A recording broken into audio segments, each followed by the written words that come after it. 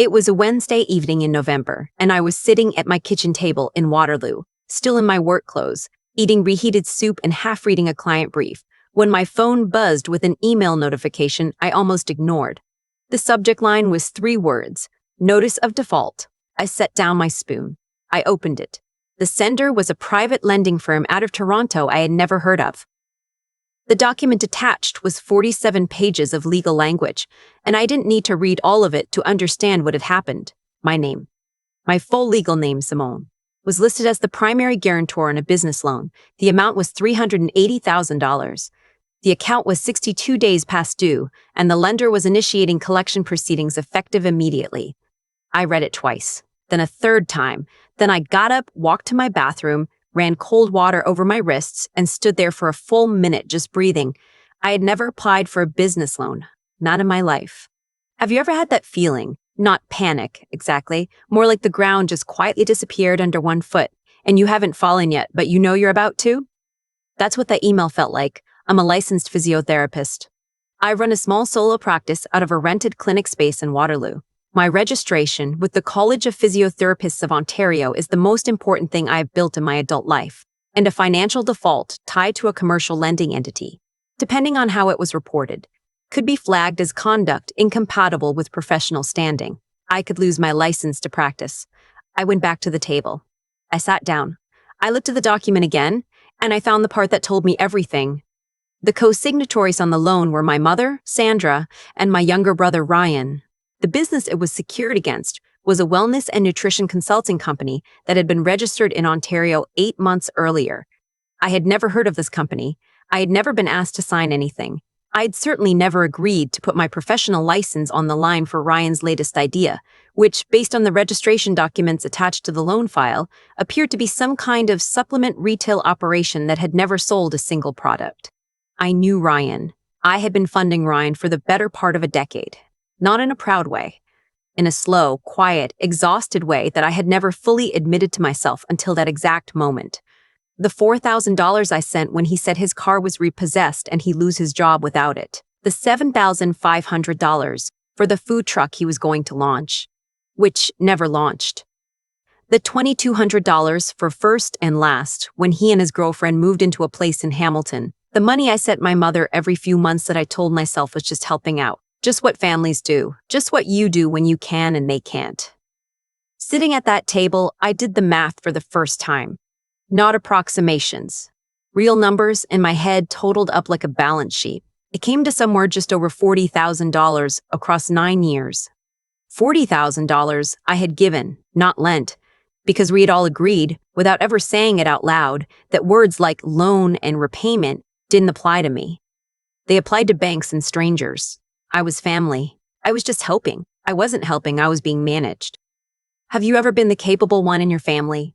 Not the favorite, not the most loved, just the one who figured things out, who didn't cause problems, who paid her own way from the age of 19 and never asked anyone for anything. I think there is a tax on that. Nobody tells you about it when you're working 2 part-time jobs to get through your kinesiology degree. Nobody mentions that competence, in a family that runs on dysfunction, isn't something to be proud of. It's a liability. It makes you useful. I didn't call my mother that night. I didn't call Ryan. I sat at that table until almost midnight, and then I called the only person I trusted with something like this. Her name was Patricia, and she wasn't just any lawyer. She was a civil litigator who had spent 15 years doing financial fraud and estate disputes. I had met her 3 years earlier when I needed help with a contract dispute with a former clinic partner, and she had been thorough and calm and completely without sentimentality, which was exactly what I needed right now. She answered on the 3rd ring, which told me she was still up. I know it's late, I said. My voice was very even. I had the same voice I use with patients when I'm delivering bad news about a recovery timeline. I have a situation. She listened. She didn't interrupt. When I finished, there was a pause, and then she said, Simone, don't reply to that email. Don't contact your mother or your brother tonight. Send me the document and I'll call you back in the morning. I sent the document. I didn't sleep. She called back the next morning at 8:15. Her tone was the one I had come to recognize as her serious register. Not alarmed, but focused the way a person is focused when they're looking at something that requires full attention. The signature on the guarantee is a forgery, she said. A good one, but a forgery. Whoever did this knew enough to copy your signature from a notarized document, probably something in your mother's possession. A lease, an old CRA form, something. But under scrutiny, it won't hold. The more immediate problem is that the lender has already filed a claim with a collections agency. And if we don't move in the next 72 hours, this default hits your credit and gets reported. Once it's reported, I can't guarantee the college won't flag it. What do? I asked. We file an emergency injunction today, she said. We freeze the collection process. We dispute the guarantee, and we open a forensic review of every account, every filing, every document that has your name on it. If your signature was forged once, I want to know if it was forged anywhere else. Do it, I said. She did.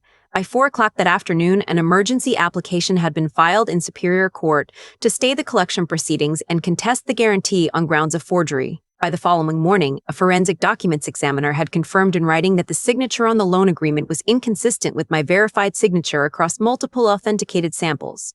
And by the end of that second day, Patricia had found 2 additional documents, a secondary personal guarantee filed 6 months earlier on a line of credit for $15,000, and a CRA business number registration that listed me as a director of Ryan's company, a company I had never heard of, had never agreed to be associated with, and had certainly never consented to direct.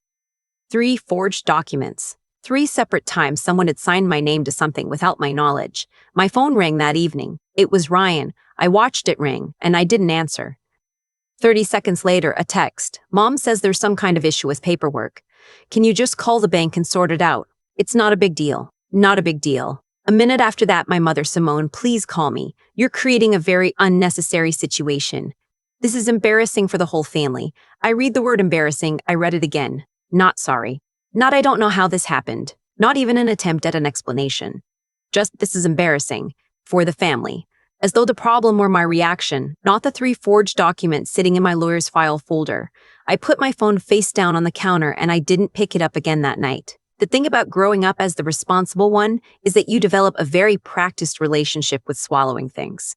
You swallow the frustration when you're 22 and your brother calls you from a bar at 2 in the morning and you drive 40 minutes to get him because no one else will. You swallow the resentment when your mother's tone on the phone makes it clear that your career accomplishments are a mild inconvenience compared to Ryan's latest crisis. You swallow the slow, corrosive knowledge that the love in your family has always been rationed differently, that effort and stability get you a kind of distant approval, while chaos and need get you attention, softness, presence.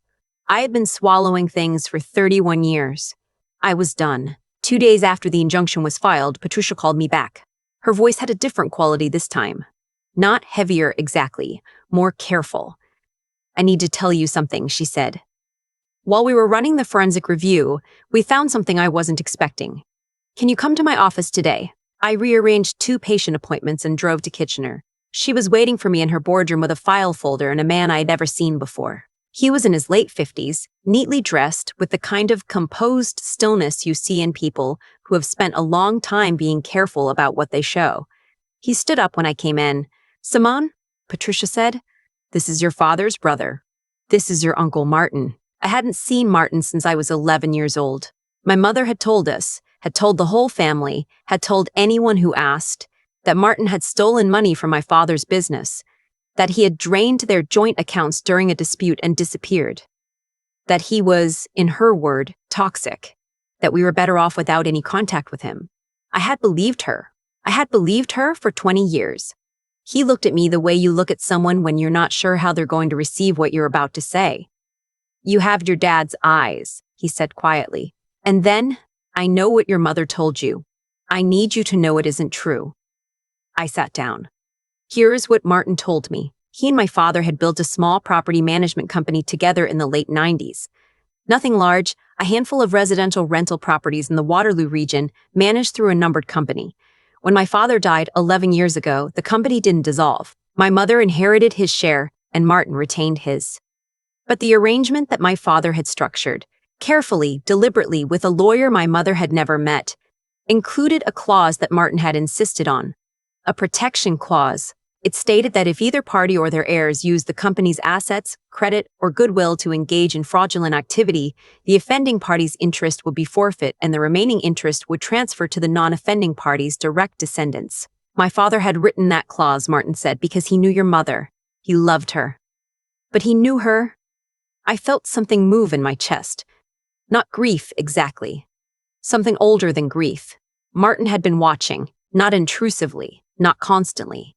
But he'd kept track, from a distance, through Patricia, who had been the executor of my father's estate and who had known about the clause for 11 years, and had kept it in trust, waiting. Waiting for what? I asked. For this, Patricia said, for evidence that she had used the company's name in a fraud, because until now there was nothing actionable. There were rumors. There was behavior. But there was nothing in writing, nothing with a forged signature, nothing filed with a court. Ryan's loan, I said. Ryan's loan, Martin confirmed. The business that was registered in your name as a director. It was registered under the numbered company's umbrella. It used the company's credit history as part of the lending application. That's not just fraud against you. That's fraud against the company. Against the clause. I looked at Patricia. She was watching me steadily. So what does that mean? I asked. It means, she said, that the clause is triggered. It means your mother's interest in the company, the rental income, the equity, everything she has been drawing on for the past 11 years, transfers, not to Martin, to you. That's how your father wrote it. He wanted it to go to you. I didn't say anything for a long time. Outside the window, it had started to snow. The thin, preliminary kind of November snow that doesn't stick, that just falls for a while and disappears. I want you to understand what my father's company was worth. Not a fortune, not by any standard that would impress anyone. 4 residential properties, modest equity, a modest income, but in my family it was the foundation of everything my mother called security. It was what allowed her to live in a house that was too large for her in a neighborhood she couldn't otherwise afford. It was what she referred to, obliquely, as the family stability, as though stability were something she had created through personal virtue, rather than inherited through a legal arrangement she hadn't fully understood. She was about to understand it very clearly. The next 3 weeks were the quietest of my life, not peaceful. Quiet the way a room is quiet after a very loud sound. Patricia filed the triggering notice with the company's legal representative. She filed an amended claim in Superior Court that added the fraudulent use of the company's credit to the original forgery complaint. The collection proceedings against me were fully stayed, and a formal notice was delivered to my mother and Ryan advising them of the clause, its activation, and its consequences. My mother called me 11 times in 4 days. I let every call go to voicemail. On the 5th day, she came to my clinic. I was with a patient, a 63-year-old woman recovering from a rotator cuff repair, someone who showed up every Tuesday and Thursday without fail and did every exercise I prescribed and never complained. I saw my mother through the glass door of the treatment room, standing at the reception desk, and I saw Kelsey, my receptionist, shaking her head. And I saw my mother's expression shift from the composed version she usually wore in public to something underneath it that I had spent my whole childhood trying not to notice. I finished the session. I walked my patient out, and then I walked to the door and I opened it enough to stand in it, not enough to invite her in. She was wearing her good coat, the charcoal wool one she reserved for occasions she wanted to look authoritative. Her lipstick was on, but her eyes were red and her hands were gripping her bag the way you grip something when the rest of you doesn't know what to do. "Simone," she said. Her voice was thick. "You have to stop this.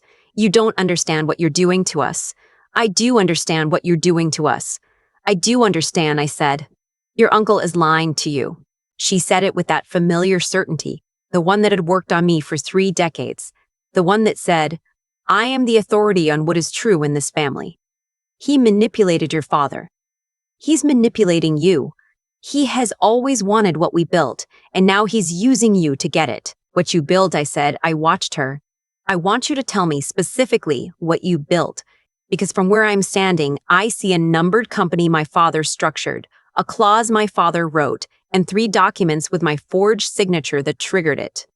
The look on her face shifted, the composure cracked, just at the edges, the way ice sounds before it gives way. "It was for the family," she said. "It was for Ryan. You have so much, Simone. You have your career, your practice, She searched for the word. Your independence. Ryan needed support. We just needed your name on some paperwork. We didn't think you'd find out. You didn't think I'd find out." I had been waiting for her to say something true, and that was it.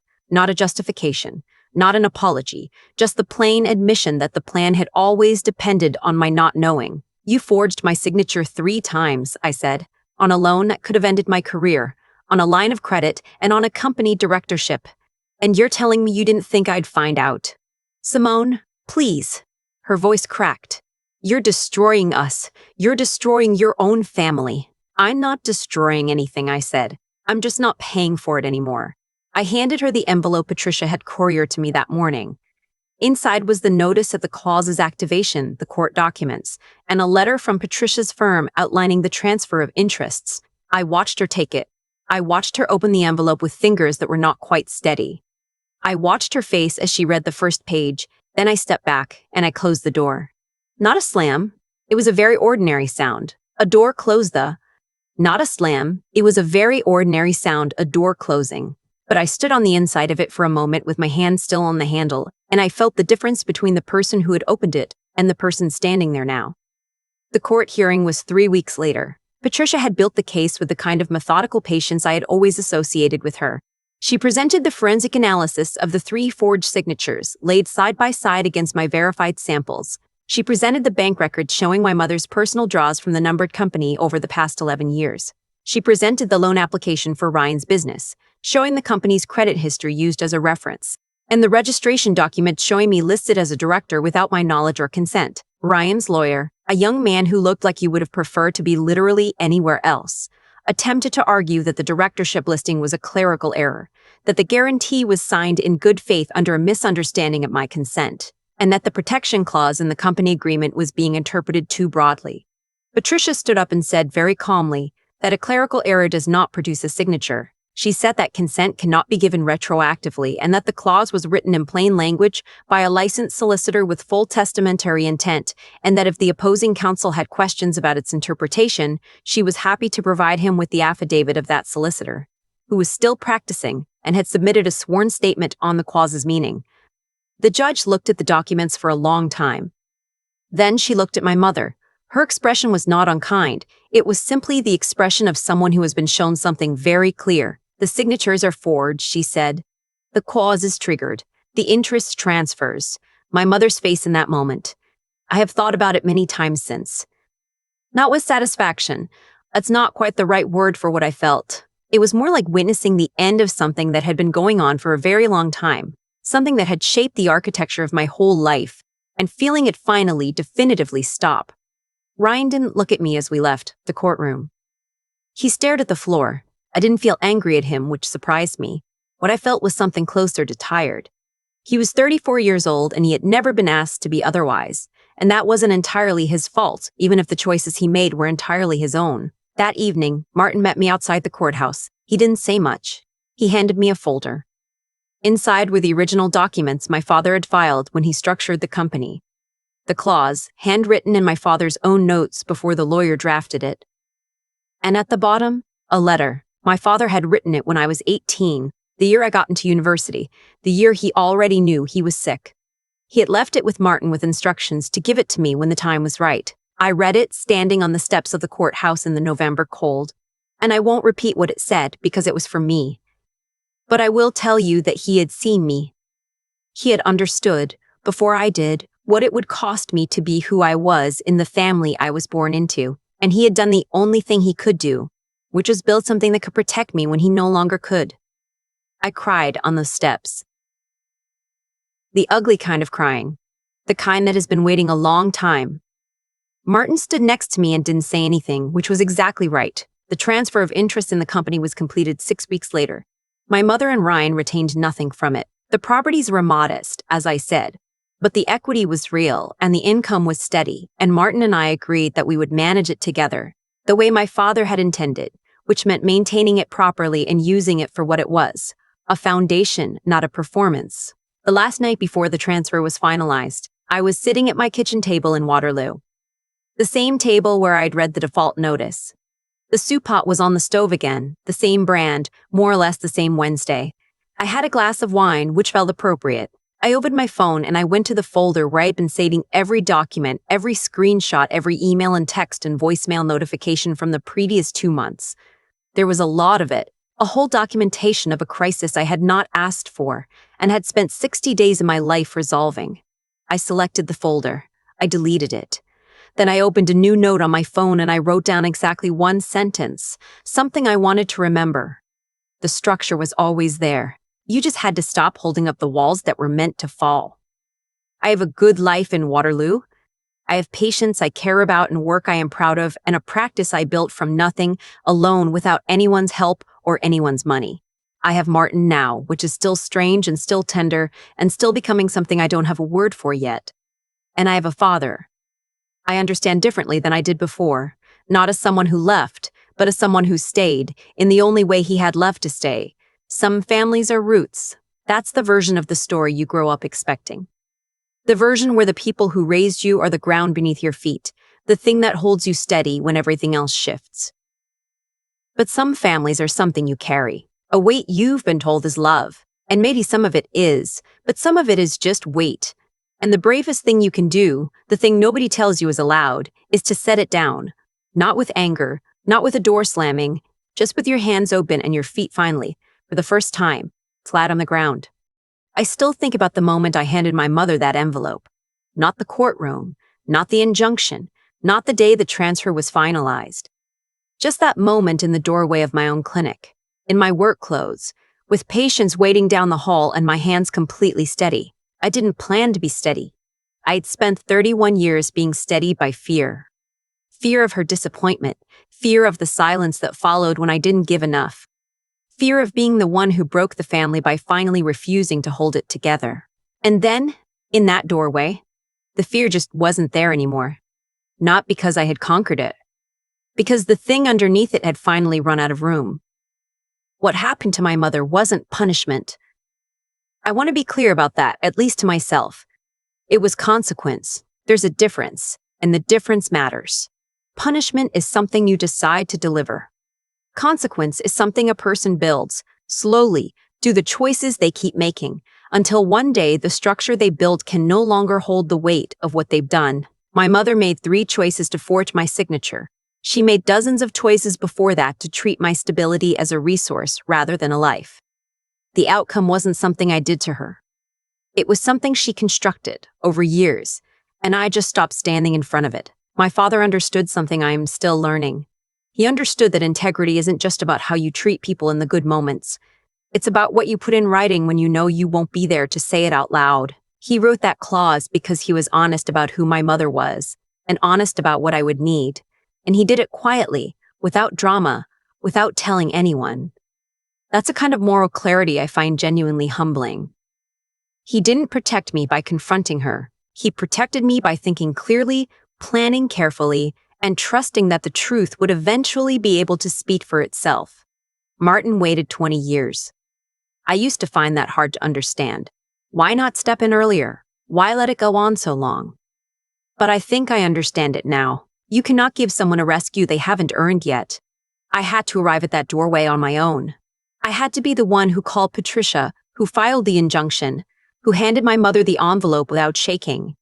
Martin could give me the letter. He couldn't give me the person I had to become to receive it. And Ryan, I don't carry anger for Ryan anymore. What I carry is something more like a clear-eyed sadness. He was never asked to be accountable, and so he never learned how. That's not an excuse. It's just what happens when a family decides that one person's job is to absorb the cost of everyone else's choices. The bill always comes due eventually. I just didn't know for a long time that I was the one paying.